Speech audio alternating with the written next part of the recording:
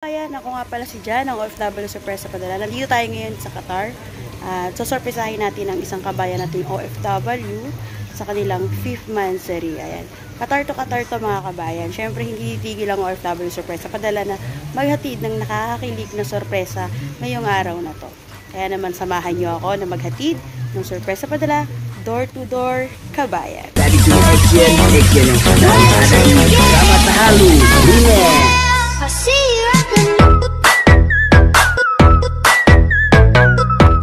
Dari sini action yang sedang ada ini selamat halu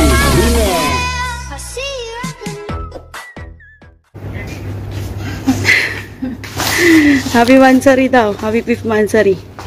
Ayan. So, wait lang, babasahin ko lang yung sulat, no? Any idea muna kung sino yung nagbigay ng sorpresa sa'yo ngayong araw na to? Yun. So, babasahin ko muna yung sulat niya para sa'yo, no? Hi, love. Happy 5th.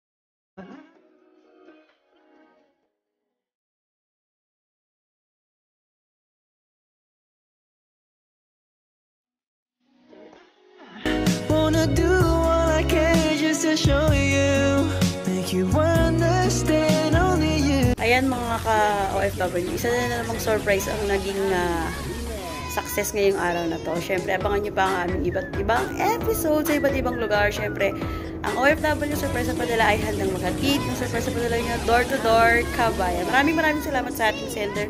Especially sa shoutout po sa lahat ng mga OFW sa Middle East. Ayan, maraming salamat. Thank you po. Bye!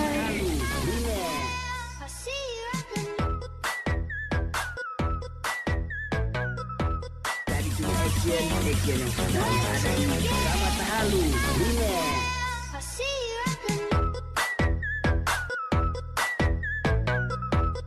Dari sini action yang sedang ada